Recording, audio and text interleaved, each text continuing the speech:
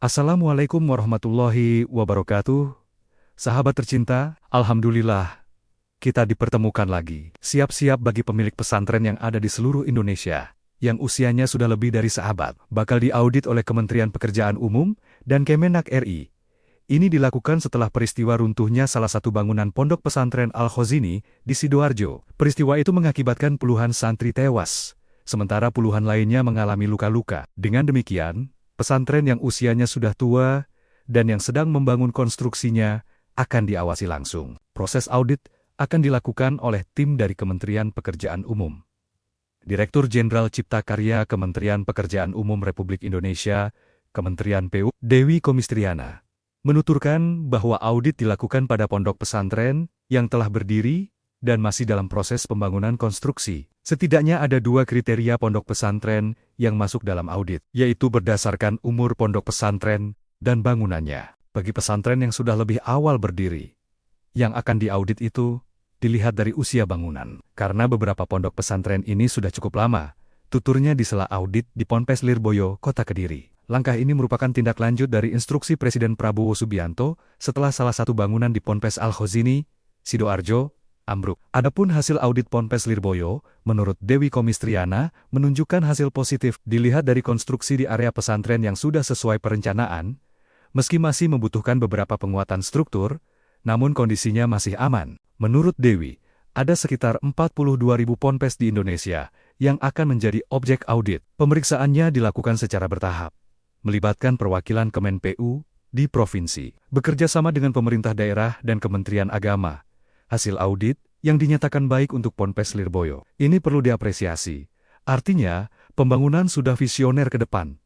Tidak sembarangan. Ini membuktikan bahwa tidak semua pesantren yang sudah tua membangun sembarangan, tetapi ada juga yang memperhatikan konstruksi bangunan dengan mempertimbangkan keamanan dan kenyamanan santri. Ponpes Lirboyo merupakan pesantren usia tua di Indonesia.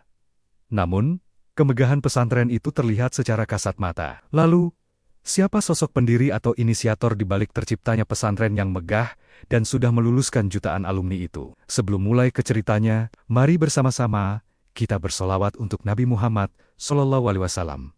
Jangan lupa untuk tekan tombol like, share, dan subscribe agar kita bisa terus berbagi ilmu. Tinggalkan juga komentar ya, karena saya sangat menghargainya. Semoga bermanfaat. Di balik kemegahan dan popularitas pondok pesantren Lirboyo Kediri, tentu ada sosok penting yang tidak bisa dilupakan. Namanya akan terukir dalam buku sejarah, yaitu peran penting dari sang inisiator pembangunan pesantren, yang sudah berjuang terciptanya Ponpes Lirboyo melalui berbagai usaha baik secara fisik maupun spiritual. Pesantren ini telah menghasilkan jutaan alumni yang menjadi ulama besar dan memberikan kontribusi signifikan bagi masyarakat. Adalah salah satu tokoh yang sangat berpengaruh dalam hal ini, yaitu Kiai Abdul Karim, pendiri atau sebagai muasis pondok pesantren Lirboyo Kediri. Jika bertemu beliau, tak akan menyangka jika sosok yang ada di depan mata adalah tokoh penting di balik berdirinya Ponpes Lirboyo yang kokoh hingga sekarang, dan oleh pihak terkait dinyatakan masih layak dan dalam kondisi bagus. Memang, dari segi penampilan, Kiai Abdul Karim tidak terlihat mencolok sebagai seorang kiai besar. Beliau dikenal sebagai sosok yang mengutamakan sikap rendah hati dan gaya hidup sederhana, tidak mencolok dalam penampilan sebagai ulama besar, sehingga kesan yang muncul adalah bahwa ia tampak seperti orang biasa, bukan seorang kiai besar. Bahkan, hanya segelintir orang yang benar-benar mengetahui siapa dirinya yang sebenarnya. Baginya, dipandang sebagai orang biasa lebih utama, dan tidak membuatnya ribet, dibandingkan dengan mengutamakan penampilan. Kiai Abdul Karim mengamalkan ilmu padi. Sikapnya sangat tawadu, waroi. Mungkin, jika pertama kali bertemu dengan beliau, tidak akan menyangka jika beliau adalah arsitek tanpa gelar yang sangat luar biasa, menciptakan pesantren yang megah. Ia juga sosok yang sederhana, tak segan ikut terlibat menyelesaikan pekerjaan di lingkungan pesantren, seperti menyapu halaman pesantren dan berbaur dengan para santri untuk bekerja sama membersihkan dan membenahi lingkungan pondok yang bermasalah. Benar kiranya pepatah yang mengatakan, semakin seseorang menggali ilmu pengetahuan, maka seorang murid merasakan semakin fakir dengan ilmu. Ada pepatah lain yang menjelaskan bahwa mencari ilmu seperti menggali sumur. Semakin digali, maka kian ingin menggali lebih dalam, untuk mendapatkan sumber air yang jernih dan memancar yang tiada habisnya. Pepatah itu sangat pas disandangakan pada sosok Kiai Abdul Karim Lirboyo, pendiri pondok yang berlokasi di utara terminal kota Kediri ini. Semakin banyak meneguk ilmu pengetahuan, semakin haus untuk memperolehnya. Bahkan, semakin dirinya merasakan sebagai orang yang fakir dengan ilmu. Itu dibuktikan Kiai Abdul Karim. Pengembaraannya menempuh jalur ilmu hingga puluhan tahun dari pesantren ke pesantren. Mulai dari pesantren Trayang Bang Sri Kertosono Nganjuk, pesantren Sono Sidoarjo, pesantren Kedung Doro Surabaya, dan menimba ilmu ke Syekhona Khalil Bangkalan. Nama lahir Kiai Abdul Karim adalah Manap. Beliau dilahirkan sekitar tahun 1856 di Dukuh Banar, Desa Diangan, Kawedanan Mertoyudan, Magelang, Jawa Tengah, sebagai anak ketiga dari pasangan Abdurrahim dan Salamah. Ayahnya bukan ulama besar, dan bukan juga dari kalangan saudagar yang kaya raya, atau terlahir dari keturunan ningrat. Darah biru. Ayahnya berprofesi sebagai petani, yang menjajakan hasil pertaniannya ke pasar-pasar tradisional. Sosok ayah yang sangat bertanggung jawab dengan keluarganya, dan pekerja keras, menafkahi keluarganya. Sepeninggal ayahnya, Manap memutuskan untuk merantau demi menuntut ilmu, mengikuti jejak kedua kakaknya, yaitu Aliman dan Mumin, yang lebih dulu meninggalkan kampung halaman dan keluarganya, mencari ilmu dengan tekad yang kuat, dan membangun kemandirian, dengan menjadi buruh tani dan pekerjaan lainnya yang halal. Keinginan Manap selain terinspirasi oleh kedua kakaknya, dipicu oleh harisma para alim ulama yang merupakan pengikut Pangeran Diponegoro, seperti Kiai Imam Rofi dari Bagelan dan Kiai Hasan Basyori dari Banyumas. Ia tidak ingin hanya menjadi orang biasa, sehingga meskipun berasal dari keluarga petani yang pas-pasan, ia percaya bahwa keturunan yang sejati adalah yang dihasilkan oleh generasi berikutnya, bukan yang sebelumnya. Prinsip dan semangat itu, seperti api yang membara di dadanya, terus berkobar dan sulit dipadamkan. Bagi Kiai Manap, garis keturunan tidaklah penting. Yang terpenting adalah kemauan dan kerja keras untuk menggapai cita-citanya. Perjalanan pengembaraannya dalam menuntut ilmu bukan hal yang mudah.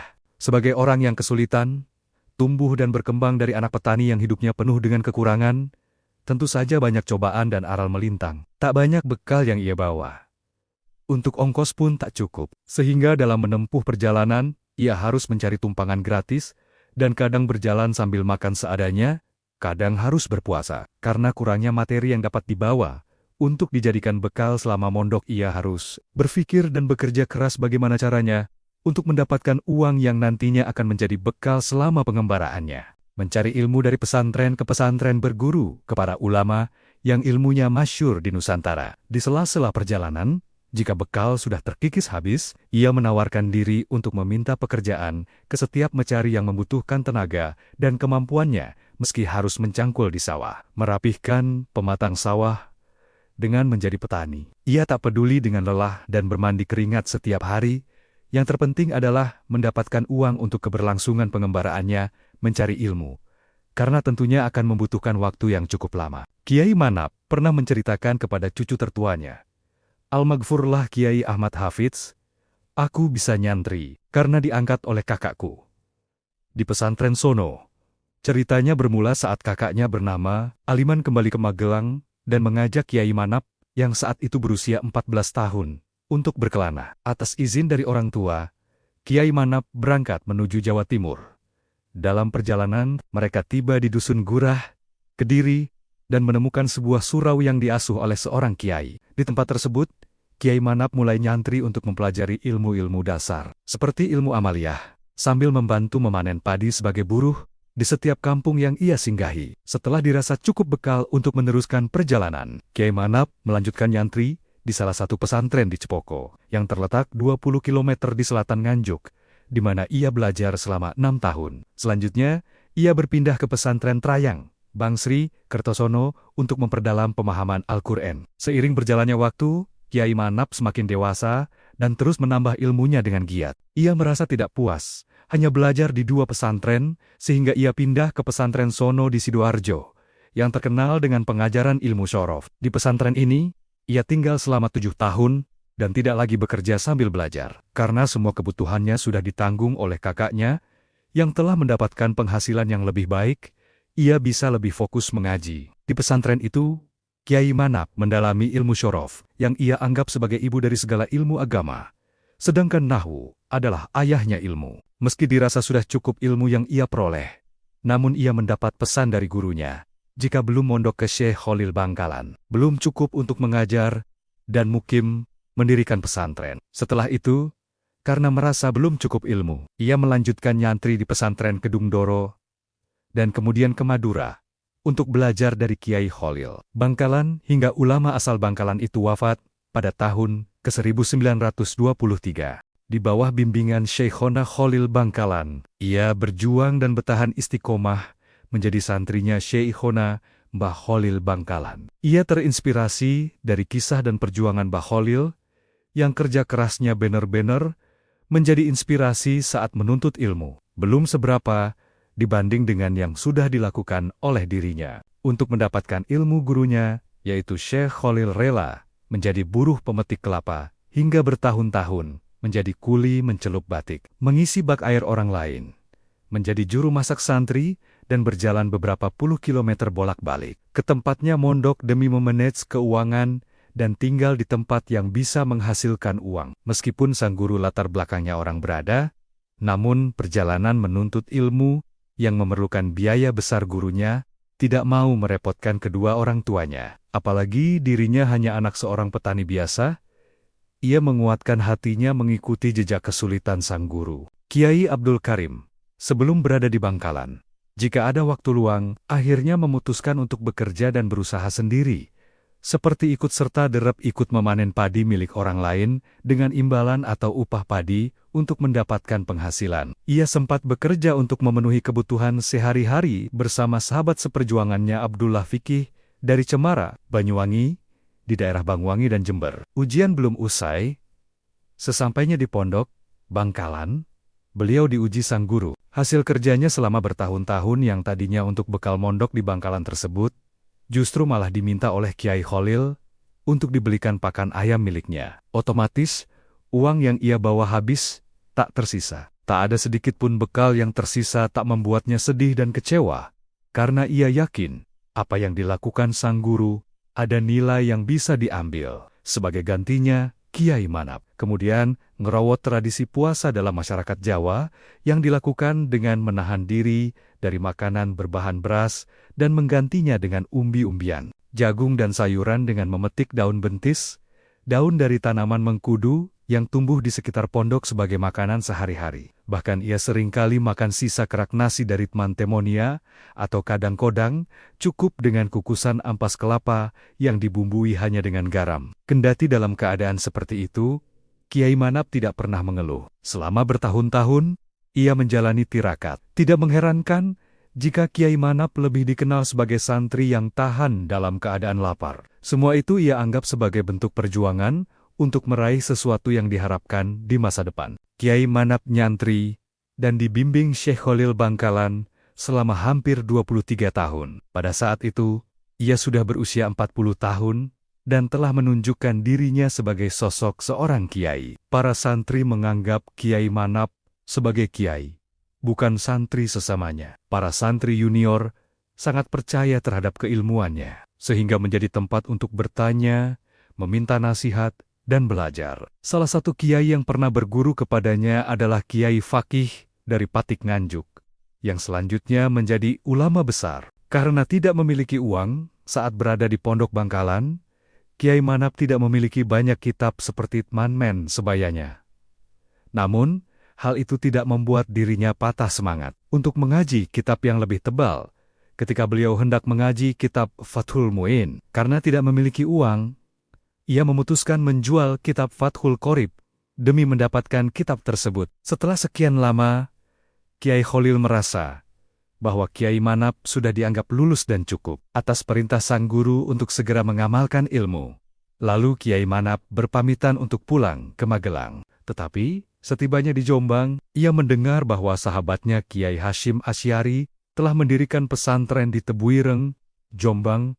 Pesantrennya telah berjalan 3 tahun. Lalu, Kiai Manap menuju Jombang. Di Tebuireng, ada temannya yang sudah dikenal sebagai ulama yang alim, sebagai ahli hadis, yaitu Kiai Haji M. Hashim Asy'ari. Kiai Manap selain ngangsu kaweruh, juga ikut membantu mengajar. Kiai Manap kemudian singgah di pesantren tersebut dan nyantri selama 5 tahun. Di sana, selain tabarukan ikut belajar, beliau membantu Kiai Hashim mengajar kitab Nahwu Syorof. Saking asyiknya mondok, meskipun usianya mendekati 50 tahun, Kiai Manap belum juga menikah. Tanpa diduga, seorang kiai dari Pare datang kepada Kiai Hashim dengan niat untuk melamar Kiai Manap. Namun, Kiai Hashim secara diam-diam menolak lamaran tersebut karena ingin menjodohkan Kiai Manap dengan putri Ket Soleh dari Banjarmelati, Kediri. Akhirnya, Kiai Manap, yang saat itu berusia 50 tahun, menikahi Siti Khadijah binti Kiai Soleh, bernama Nyai Dlomroh, yang berusia 15 tahun. Meskipun sudah menikah, Kiai Manap tetap melanjutkan nyantri di Tebu Ireng hingga 6 bulan. Kemudian, sebagai sosok suami, ia tinggal di Banjarmelati untuk mendampingi istrinya. Setahun setelah pernikahan, mereka dikaruniai putri pertama yang bernama Hana. Tetapi kala itu Kiai Manap masih belum memiliki rumah. Melihat kondisi menantunya yang dinilai layak untuk mengajar dan menjadi kiai, lantas Kiai Soleh berpikir keras, berkeinginan untuk membeli sebidang tanah di Lirboyo dan memberikannya kepada Kiai Manap. Alhamdulillah, proses pembelian tanah tersebut berjalan lancar. Berdirinya pesantren di tempat itu tidak mudah. Tidak semua setuju, ada juga penolakan dari sejumlah warga yang merasa terganggu. Karena saat itu Lirboyo dikenal sebagai daerah yang angker dan tidak aman.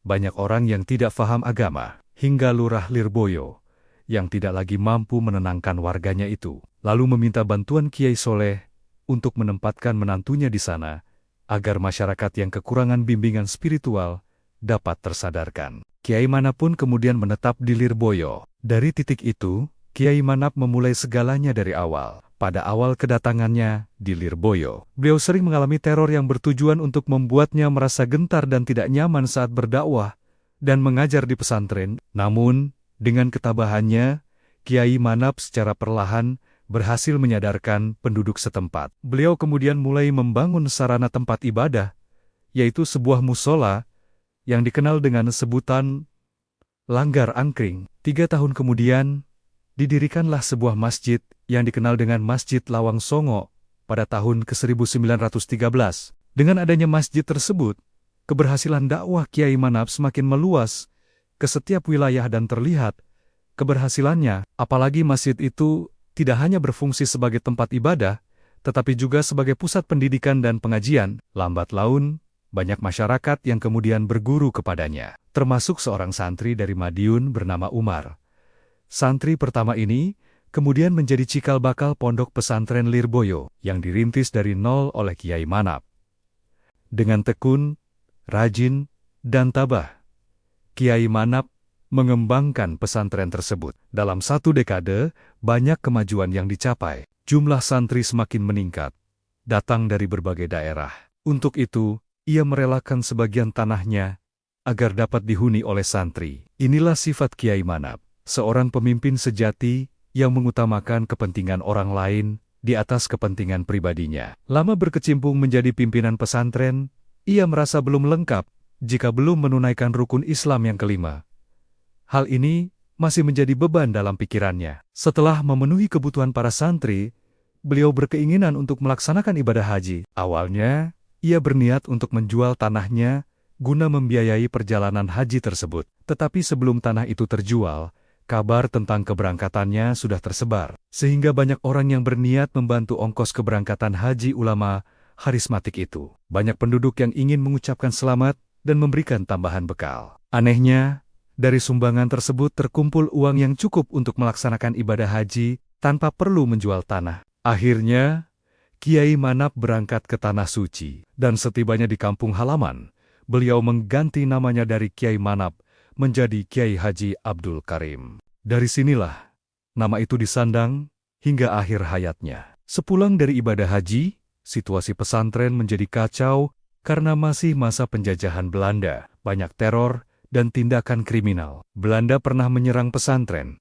namun Kiai Abdul Karim tetap tenang dan tidak merasa takut atau gentar sedikit pun. Meski demikian, selama masa penjajahan Belanda, Kiai Abdul Karim tidak hanya berdiam diri. Pada masa penjajahan Jepang 1942 sampai 1945, ia bersama para ulama dipanggil ke Jakarta untuk membentuk Shumubu, Jawatan Agama Pusat, yang kemudian dipimpin oleh Kiai Hashim Asy'ari. Kiai yang lahir di Magelang ini, atas permintaan sahabatnya yaitu Kiai Haji Hashim Asy'ari, turut melatih dan memberikan doa restu kepada barisan Laskar Sabilillah dan Hizbullah. Ia mengirimkan santrinya untuk berperang di medan tempur. 2 kali ke Surabaya dengan jumlah santri mencapai 97 dan 74 orang, serta sekali ke Sidoarjo dengan total 309 santri. Ia juga terlibat dalam proses pelucutan senjata tentara Jepang di Kediri. Dengan demikian,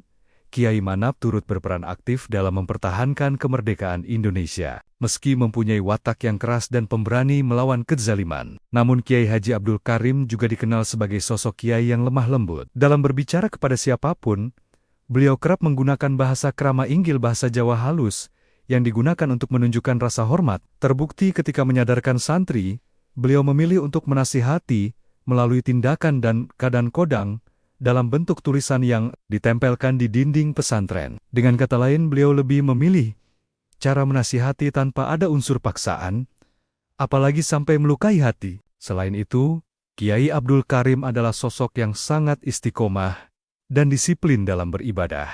Hal ini terbukti ketika beliau sakit.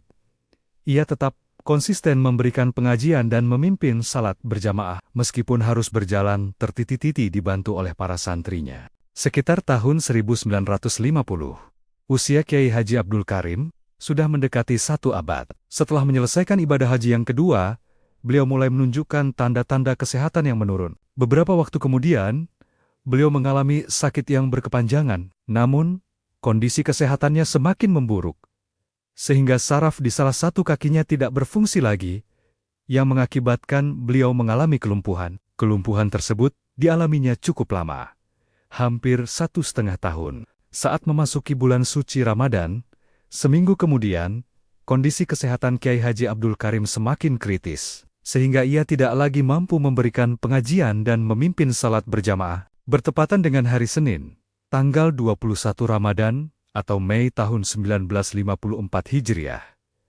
Kiai Abdul Karim wafat. Beliau selanjutnya dikebumikan di belakang Masjid Lawang Songo, tepatnya di area Makbaroh Kasepuhan, Pondok Pesantren Lirboyo. Kisah perjalanan hidup Kiai Haji Abdul Karim syarat dengan nilai-nilai keteladanan terbukti dari perjuangan dan dedikasi beliau dalam menuntut ilmu, serta memberikan kontribusi kepada masyarakat. Meskipun menghadapi banyak rintangan, beliau tetap berpegang teguh pada prinsip-prinsip keagamaan dan berusaha untuk menjadi pribadi yang lebih baik. Dalam perjalanan hidupnya, beliau menunjukkan bahwa ketekunan dan keikhlasan adalah kunci untuk mencapai tujuan yang lebih tinggi. Saat ini, berkat tirakat, ketekunan, kesabaran dan istiqomah beliau, Lirboyo telah menjadi salah satu pesantren terbesar di Indonesia, dengan puluhan ribu santri yang datang dari berbagai penjuru daerah, baik dari dalam maupun luar negeri.